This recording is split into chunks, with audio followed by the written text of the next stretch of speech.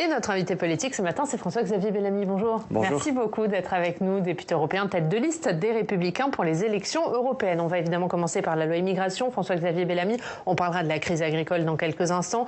Le Conseil constitutionnel qui a donc censuré hier une grande partie des mesures de la loi immigration et surtout les mesures ajoutées par la droite sénatoriale. C'est un revers, un camouflet pour vous, cette décision du Conseil constitutionnel ? C'est une défaite immense pour la France, pour la démocratie française.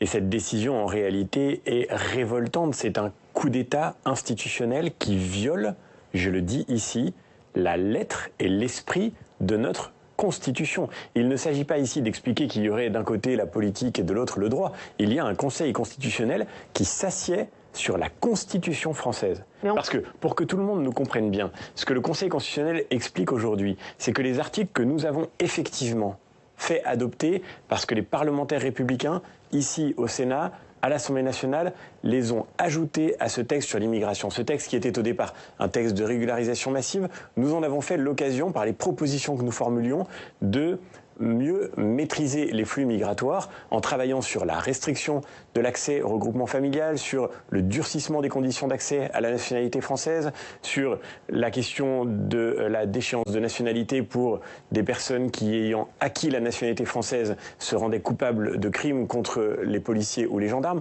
Tout cela, nous l'avons fait entrer dans la loi pour en faire un texte qui correspondait, toutes les enquêtes d'opinion l'ont montré, à ce qu'attendent les Français. Et que dit le Conseil constitutionnel? Au lieu de se prononcer sur le fond, sans aucune justification, il explique que tous ces articles sont des cavaliers législatifs, c'est-à-dire qu'ils n'avaient pas de lien avec l'objet du texte. Mais à qui le Conseil constitutionnel va faire croire que la question du regroupement familial, le fait de faire en sorte que des étrangers aient besoin de cotiser avant de percevoir des prestations sociales, que le fait de sanctionner l'entrée irrégulière sur le sol français, que toutes ces questions-là n'auraient pas de lien avec l'immigration. Mais qui peut croire ça? C'est évidemment une forme de mensonge monstrueux, c'est une hypocrisie scandaleuse dont le seul effet est de désarmer l'État avec la complicité du président de la République qui a voulu envoyer ce texte à la censure du Conseil constitutionnel. Et aujourd'hui, il n'y a qu'un seul perdant dans cette affaire, c'est la France, ce sont les Français, c'est la possibilité pour l'État de maîtriser ses frontières, c'est le fait que les citoyens puissent obtenir ce qu'ils attendent, et c'est évidemment notre démocratie parlementaire. Parce que cette loi, elle a été votée par le Parlement, par la majorité parlementaire, elle a été votée en accord avec ce que les Français attendaient. Aujourd'hui, par une sorte de subterfuge de procédure, on se retrouve devant... Les coups d'État institutionnel, ce que vous dites, c'est fort, François-Xavier. Bien sûr. Mais vous dites quoi, que le Conseil constitutionnel a fait de la politique, est allé hors de l'état de droit? Mais qui ne le voit pas? Et encore une fois, je le redis, reprenons l'article 45. L'article 45 dont on parle maintenant, parce qu'il faut rentrer dans la technique. L'article 45 qui est le motif de cette censure du Conseil constitutionnel. Il dit que tout amendement est recevable en première lecture s'il a un lien, même indirect, avec l'objet de la loi. Même indirect. C'était une réforme de 2008 qui voulait précisément rétablir les droits des parlementaires qui doivent pouvoir amender un texte. Ce soir, on a perdu...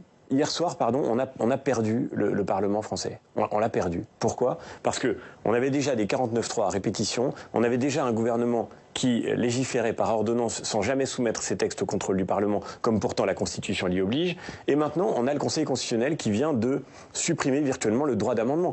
Le Conseil constitutionnel, en fait, détruit la lettre et l'esprit de l'article 45 et de la réforme de 2008. Encore une fois, je le redis, aucun Français ne peut sérieusement penser que les sujets dont nous parlons n'avaient pas de rapport avec l'objet d'un texte sur l'immigration. Ça n'a aucun sens. Et donc, aujourd'hui, évidemment, le Conseil constitutionnel prend une responsabilité immense d'ailleurs. Celle qui consiste à dire à tous les Français, parce que c'est ce qu'ils comprendront, qu'en réalité, nos institutions empêchent notre propre État de se réarmer, pour reprendre une expression en vogue aujourd'hui, que nos institutions désarment l'État et retirent aux Français la possibilité de décider de leur politique migratoire. C'est la raison pour laquelle nous demandons, comme nous le faisons depuis des années, qu'un référendum puisse avoir lieu sur la politique migratoire et que nous puissions réformer la Constitution. On va revenir là-dessus. Est-ce que vous dites, comme Laurent Wauquiez, qu'il faut que ce soit le Parlement qui ait le dernier mot sur le Conseil constitutionnel? Et est-ce que c'est pas là sortir de l'état de droit actuel? Bien sûr que non. Laurent Wauquiez a parfaitement raison. Ce que Laurent Wauquiez dit, c'est que... Ça revient, il faut faut supprimer le Conseil constitutionnel, il ne sert à rien? Non, ce que Laurent Wauquiez dit, c'est que l'Assemblée et le Sénat, réunis ensemble, dans la formation qui est celle du Congrès, donc du Constituant, doivent pouvoir corriger une décision jurisprudentielle du Conseil constitutionnel. Et aujourd'hui, on n'aura pas d'autre choix que d'en passer par là, parce qu'on ne peut pas. Mais ça veut dire que vous revenez sur le fonctionnement de la 5e à l'heure actuelle, qui est que le Conseil constitutionnel a le dernier mot sur les lois votées par le Parlement. Non, c'est faux. Le dernier mot appartient aux constituants, bien sûr. Le Conseil constitutionnel, il est là pour appliquer la Constitution. Et quand la Constitution est manifestement violée par le Conseil constitutionnel lui-même, alors le constituant doit prendre ses responsabilités. Mais alors qui valide que les lois votées par le Parlement ne violent pas la Constitution dans ces cas-là? Qui est le constituant en France? C'est le Congrès, c'est-à-dire l'Assemblée et le Sénat réunis ensemble pour pouvoir exprimer la volonté souveraine du peuple. Et qui valide que les lois votées par le Parlement ne violent pas la Constitution si c'est le Parlement qui a le dernier mot? Mais encore une fois, je le redis, c'est pas le Parlement dans sa forme ordinaire, c'est-à-dire la navette entre l'Assemblée et le Sénat, c'est la réunion des deux chambres qui constitue le Congrès, qui a le pouvoir constituant. Et je le redis, aujourd'hui, il est parfaitement clair, et le Conseil constitutionnel l'assume. D'ailleurs, la jurisprudence est récente. Elle date d'il y a seulement quelques mois, en réalité. C'est seulement depuis quelques mois que le Conseil constitutionnel a pris sur lui la décision de considérer qu'un cavalier législatif, c'était pas seulement un amendement voté à l'extérieur de l'objet de la loi, mais un amendement qui ne correspondrait pas à un article de la loi initiale, à une disposition du texte initial. Ce qui donne en fait une prime incroyable au gouvernement. Le gouvernement peut décider tout seul de la loi, c'est ce que nous dit aujourd'hui le Conseil constitutionnel. Et pardon de le dire, mais quand je vois le ministre de l'Intérieur, Gérald Darmanin, hier, chez vos confrères de TF1, qui se réjouit de la censure du Conseil constitutionnel contre une loi qu'il a dit soutenir, qui se réjouit que le Conseil constitutionnel ait désarmé l'État face à l'immigration et qu'il ait empêché l'État de limiter, y compris l'immigration légale. Le jour même où nous apprenons qu'en 2023, nous avons connu un nombre record d'entrées illégales et légales sur le territoire français, eh bien je dis qu'en réalité, le ministre de l'Intérieur incarne exactement tout ce que les gens ne veulent plus voir. Mais lui, c'est pas exactement ce que les gens ne veulent plus voir. Parce qu'ils ont joué. Il dit que son texte a été validé par le Conseil constitutionnel. Mais personne ne croit une seconde que le texte... Et que c'est parce que les oppositions ont forcé, c'est le mot qu'il a employé hier, les oppositions, c'est-à-dire les LR, pour faire rentrer d'autres mesures qu'on en arrive à cette censure. Mais vous vous rendez compte de la gravité de ce terme ? Où sont les factieux aujourd'hui? Puisque c'est cela qui nous est parfois reproché quand nous discutons une décision du Conseil constitutionnel, ce qui est pourtant parfaitement légitime en démocratie. Où sont ceux qui jouent avec nos institutions? Où ce sont qui violent l'esprit de nos institutions? Ils sont précisément au gouvernement. Et M. Darmanin, en réalité, a joué avec ce qui est pourtant fondamental pour les Français, la question migratoire, a joué avec une loi qu'il prétendait défendre et qu'aujourd'hui, manifestement, il dit avoir en réalité cherché dès le départ à saper. Eh bien, nous avons fait le travail. Nous avons pris au sérieux les Français. Nous avons pris au sérieux cette loi. Nous avons posé des propositions. Nous avons fait avancer nos idées. Et aujourd'hui, nous le disons, nous avons mené le bon combat. Est-ce que vous n'avez pas fait une erreur de stratégie aussi, François-Xavier Bellamy? Parce que, par exemple, sur la réforme de l'AME, vous avez négocié avec le gouvernement pour que ce soit une réforme à part, parce que vous savez que ça allait être un constitutionnel. Est-ce que vous n'auriez pas dû faire ça sur d'autres propositions du texte, négocier avec le gouvernement un projet de loi à part, pour pas que ce ne soit considéré comme des cavaliers législatifs? Je le redis, d'abord, il n'y avait aucune évidence dans cette décision. Nous avons défendu la loi devant le Conseil constitutionnel. Nous l'avons fait parce que le gouvernement, lui, pour le coup, ce qui est un cas assez unique dans l'histoire de la Ve République, a saisi le Conseil constitutionnel lui-même et ensuite a défendu la loi d'une manière extrêmement modeste, disons-le. Nous avons défendu cette loi. Le fait est que, effectivement, l'AME touchait directement la politique de la santé. Il était normal d'en faire un texte à part. Maintenant, ce que je demande au gouvernement, si vraiment il veut que la France puisse de nouveau décider de la maîtrise des flux migratoires, c'est de faire de ce texte de l'AME qui doit, et c'est un engagement, et il faut qu'il soit tenu, qui doit venir bientôt sur le bureau de l'Assemblée et du Sénat, il faut que dans ce texte sur l'AME soient réintroduites les dispositions qui ont été censurées par le Conseil constitutionnel. Parce que donc quasiment aucune celles sur les prestations sociales, celles sur le regroupement familial? Bien sûr, aucune de celles que vous évoquez et quasiment aucune des dispositions censurées par le Conseil constitutionnel ne l'a été au fond. C'est trop facile d'ailleurs pour le Conseil constitutionnel, parce que de fait, il s'exonère de toute nécessité de justifier sa décision. Maintenant, aucune de ces dispositions n'a été dite être contraire aux principes, à l'esprit, à la lettre de la Constitution. Il faut donc en refaire un texte à part pour que plus personne ne puisse dire qu'il s'agissait de cavaliers. Évidemment, ce prétexte est fallacieux, mais puisque ce prétexte était fallacieux, raison de plus pour remettre sur la table cette loi que, je le rappelle, les Français attendent. Mais Gérald Darmanin a fermé la porte hier. Il a dit qu'il n'y aura pas de nouveau projet de loi immigration. D'abord, il doit y avoir un texte sur l'AME. On l'attend. Mais est-ce que remettre dans un texte sur l'AME des prestations sociales, des réformes du droit du sol, du regroupement familial, ça ne sera pas à nouveau considéré comme un cavalier législatif? Faisons du coup de ce texte sur l'AME un texte plus large sur les questions migratoires avec ses dispositions dès le départ du texte et a priori, du coup, le Conseil constitutionnel sera bien, cette fois-ci, malgré ce coup de force improbable, incapable de le censurer. Donc vous demandez une réforme plus large que la réforme de l'AME, désormais. De toute façon, je vais vous dire une chose. Les Français attendent cette réforme. Ils savent que nous en avons besoin. Dans les 2 dernières années, 1 million de personnes sont rentrées en France, légalement. 1 million.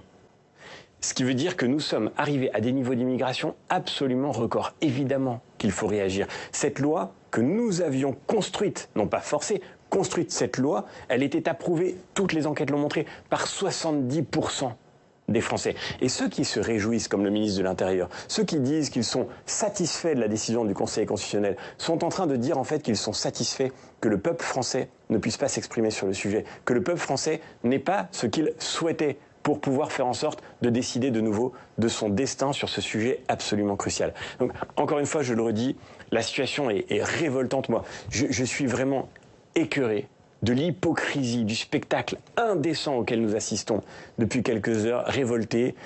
Je suis aussi, je dois dire, un peu découragé parce qu'avec les parlementaires, les Républicains, avec Bruno Retailleau, avec Olivier Marleix, avec Éric Ciotti, nous avions fait ce travail avec détermination, avec sérieux. Et au fond, il y a quelque chose de... On était peut-être, effectivement, vous l'avez dit, peut-être on a été d'une certaine manière trop sérieux. Peut-être qu'on a pris trop au sérieux le contenu de ces sujets. Peut-être qu'on n'a pas soupçonné le degré d'hypocrisie dont ce gouvernement était capable. Pour ma part, je n'ai jamais cru, moi, qu'aucune alliance n'était possible avec le macronisme. Qui vous ont tendu un piège, Emmanuel Macron et Gérald Darmanin, ils vous ont tendu un piège. Ils ont cherché à avoir votre soutien tout en sachant que vos mesures étaient inconstitutionnelles et que c'est leur texte, au final, qui serait validé. Vous êtes tombé dans un piège du gouvernement? Peut-être, mais c'est la France qui tombe dans le piège. Et en réalité, je crois qu'on ne peut pas dire assez la gravité de ce qui vient de se passer, de la gravité de ce qui vient de se passer pour notre droit parlementaire, pour notre vie institutionnelle, pour la démocratie représentative que nous serions supposés vivre. Comment est-ce qu'on peut croire encore, comment est-ce que les Français peuvent croire encore que nous sommes une démocratie représentative quand ce texte voté par le Parlement, approuvé par 70% des Français, est en réalité, avec l'enthousiasme du gouvernement, détruite par le Conseil constitutionnel. Tout ça aura des conséquences, malheureusement. Lesquelles? Est-ce que ça va marquer une rupture de confiance? Assument les conséquences pour demain. Est-ce que ça va marquer une rupture de confiance entre les Républicains et l'exécutif? Est-ce qu'aujourd'hui, les Républicains vont continuer à co-construire des textes avec l'exécutif? Mais nous sommes dans l'opposition. Ce texte, il n'a pas été l'occasion. Mais sur les retraites, vous avez construit avec eux. Sur l'immigration, vous avez construit avec eux. Est-ce qu'aujourd'hui, les relations vont changer? Encore une fois, je le redis, nous sommes dans l'opposition. Ce texte sur l'immigration, nous l'avons obtenu par un bras de fer avec le gouvernement. Parce que le gouvernement ne voulait pas faire ça. Et s'il y a une bonne nouvelle, parce qu'il y a quand même une bonne nouvelle, c'est qu'au moins, le texte que voulait Gérald Darmanin, qui était un texte de régularisation massive, qui créait un droit opposable à la régularisation, au moins, ce texte-là, il est tombé. Pour le coup, ça n'existe plus. C'est-à-dire que dans le texte tel qu'il sera promulgué, il n'y a pas de droit opposable à la régularisation. Nous aurons au moins évité le pire. Mais ce meilleur que nous voulions pour les Français, ce progrès que nous espérions, ce renforcement de notre politique migratoire, lui, pour le coup, il a été détruit. Et encore une fois, je le redis, c'est notre démocratie qui tombe dans le piège. Est-ce que ça va changer vos relations avec l'exécutif? Est-ce que vous voterez encore aujourd'hui des textes du gouvernement? Est-ce que vous chercherez encore à les amender? Nous resterons dans une opposition déterminée. Nous l'avons été, nous le sommes toujours. Ceux qui sont aujourd'hui plus ridicules que jamais, c'est tous les gens qui voudraient nous faire croire parce que par petite tactique personnelle, ils ont rejoint ce gouvernement ou cette majorité en étant issus de la droite et qui voudraient nous faire croire que ce gouvernement est de droite. Ceux-là, pour le coup, ils sont désavoués, ils sont ridicules, c'est absurde. Ce gouvernement... C'est Rachida Dati qui est ridicule. Mais par exemple, mais c'est Gérald Darmanin, c'est Bruno Le Maire, c'est tous ceux qui viennent de la droite et qui voudraient nous faire croire que ce gouvernement fait quoi que ce soit qui pourrait répondre aux aspirations des Français. Mais ceux-là, en réalité, ils ont tout trahi et ils emmènent aujourd'hui notre démocratie tout entière à l'abîme. Maintenant, il faut tout changer, il faut tout refaire, il faudra tout reconstruire et commencer d'ailleurs par reconstruire la confiance des Français envers leurs institutions. Ça voudra dire justement créer les conditions d'une alternance qui fasse que demain nous aurons de nouveau des hommes d'État, des hommes et des femmes d'État, des gens qui s'engagent en politique pour pouvoir tenir leurs paroles, pour pouvoir faire en sorte que les choses avancent et pas pour jouer ce billard à 4 bandes désolant auquel on assiste depuis quelques heures. Un dernier mot là-dessus, puisque vous demandez une réforme de la Constitution. Est-ce que c'est pas une demande vaine? Vous avez essayé de faire une proposition de loi constitutionnelle, vous les Républicains, à l'Assemblée, au Sénat en décembre. Elle n'est passée dans aucune des deux chambres. Mais comment vous allez réussir à réformer la Constitution? Il ne vous aura pas échappé que nous ne sommes pas majoritaires aujourd'hui.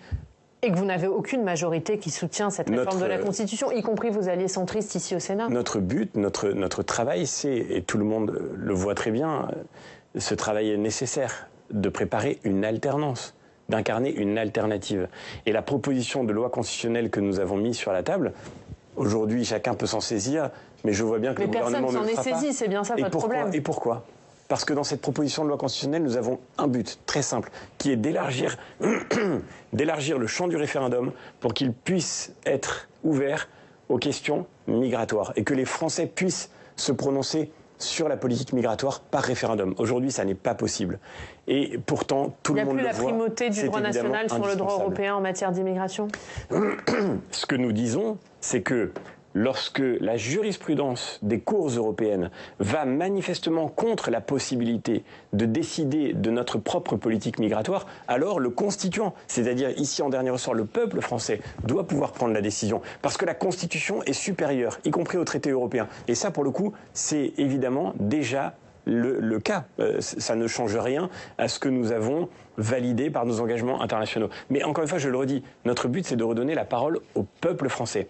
Et à la fin, le général de Gaulle le disait, le dernier et le meilleur juge suprême, la meilleure des cours suprêmes en démocratie, c'est le peuple. Et donc il faut que, dans une démocratie en pleine santé, le peuple puisse s'exprimer sur les sujets les plus importants pour l'avenir, et l'immigration en fait évidemment partie aujourd'hui.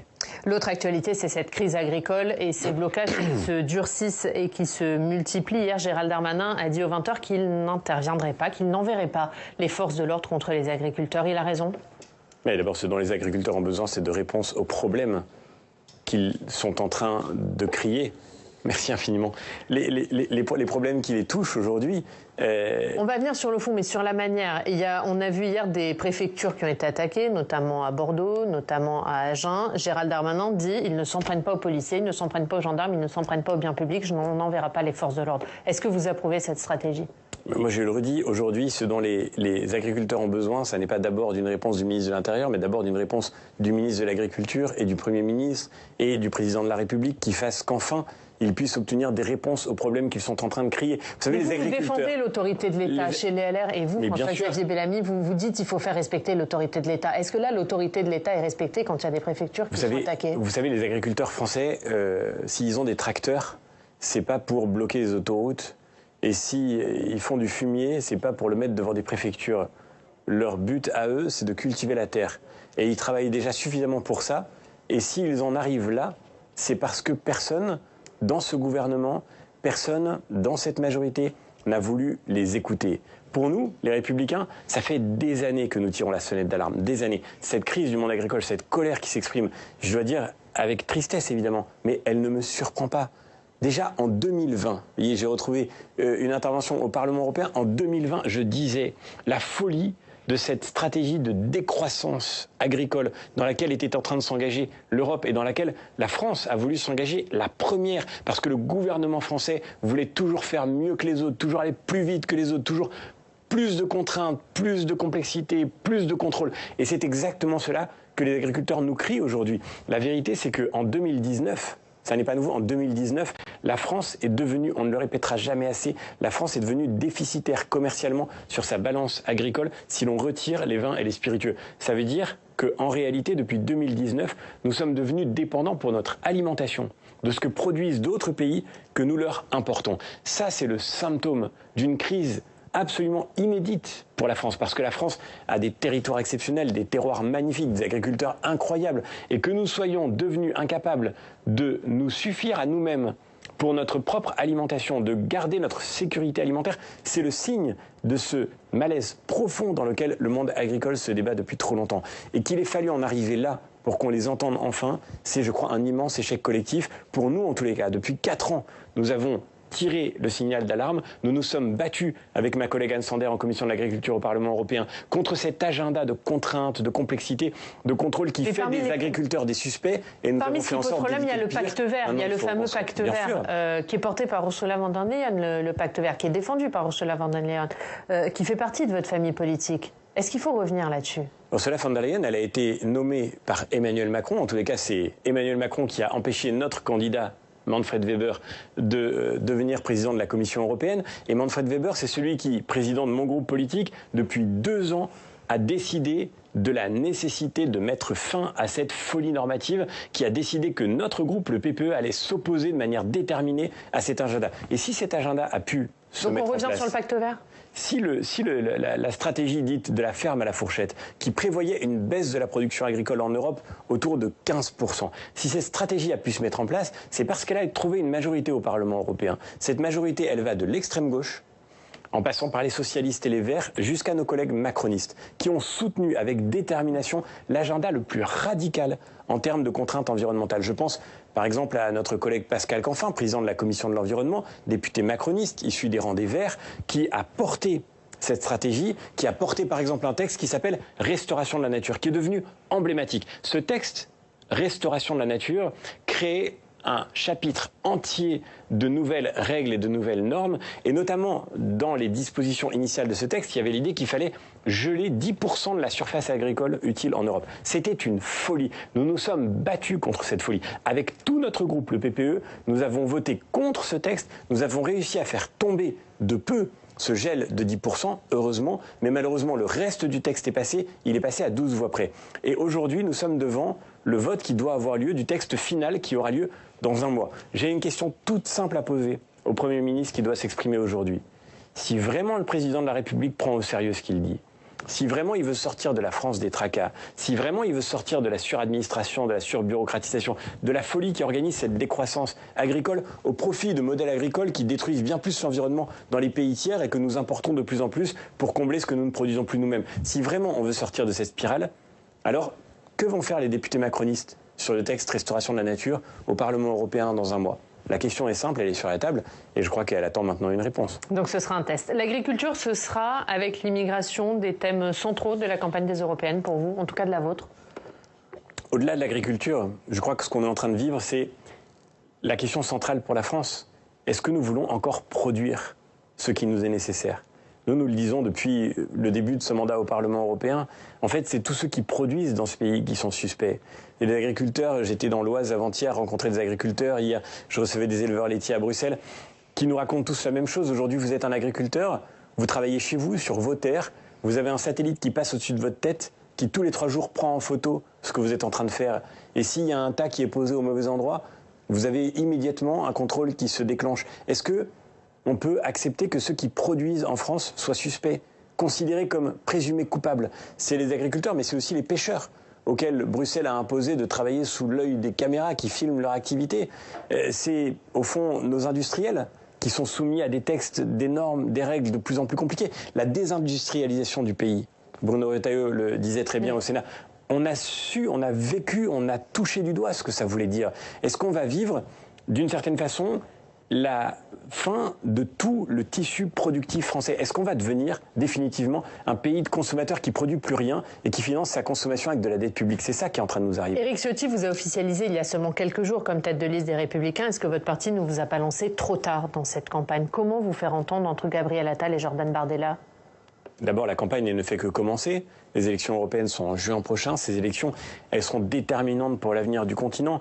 Et le match qu'on voudrait installer en France entre M. Attal et M. Bardella, je veux dire, au Parlement européen, ça correspond à rien. Dans les institutions européennes, ça n'existe pas.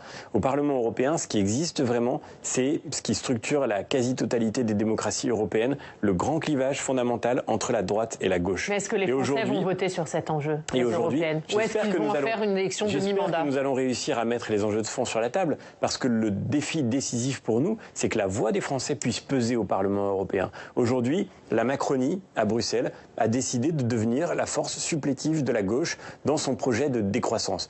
À nous de faire en sorte que les Français soient représentés par une force politique qui permette justement de reconstruire le contexte normatif dont nous avons besoin, de reconstruire une Europe qui puisse nous renforcer nos démocraties au lieu de les affaiblir. Et c'est cela, je crois, la grande question de l'élection qui vient en juin prochain. Dans le Figaro, il y a quelques jours, vous avez dit que cette campagne engageait beaucoup l'avenir de votre famille politique. Ça peut être la dernière campagne des Républicains? Non, ça va être la campagne de la reconstruction, j'en suis certain. Et avec Éric Ciotti, le travail qui a été fait au cours des dernières années pour faire en sorte que nous retrouvions une ligne claire qui peut-être avait manqué dans le passé, pour faire en sorte que nous retrouvions un cap, que nous soyons capables de... Nous l'avons montré sur l'immigration, le texte sur l'immigration, il a été voté par tous les parlementaires, les Républicains, à l'Assemblée et au Sénat. Encore une fois, aujourd'hui, le gouvernement cherche un moyen détourné de retirer ce résultat aux Français, mais ça n'empêche pas que nous soyons unis sur ce sujet. Notre ligne ne déviera pas et je crois qu'aujourd'hui, cette élection européenne peut être l'occasion de vivre le début de la refondation d'une droite qui soit à la hauteur des enjeux pour la France, parce que c'est ça qui compte d'abord. Ça n'est pas d'abord un parti, mais c'est évidemment le pays. Un dernier mot, puisque contrairement à la dernière fois, il y aura en plus de la liste du RN une liste reconquête. Marion Maréchal, il y a quelques jours, disait que vous devriez logiquement être avec elle. Elle vous fait le reproche de l'incohérence. Que lui répondez-vous ? Au contraire, moi je suis cohérent, constant, clair. J'ai toujours défendu la même ligne. Je crois à la nécessité de reconstruire une droite qui soit, je le disais à l'instant, à la hauteur de ces défis en Europe. Mais elle a dit en gros, vous êtes plus sur sa ligne que sur la ligne des Républicains qui pour elle sont les alliés d'Emmanuel Macron. Écoutez, je ne vais pas me prononcer à partir des questions que posent des gens qui, eux, ont changé de camp, ont changé d'étiquette, ont changé d'écurie, ont changé de tactique. Voilà, la mienne est constante. Je suis engagé au sein de cette famille politique pour reconstruire la droite et je crois que tous les Français qui aspirent à cette refondation viendront nous soutenir à l'occasion de cette élection européenne.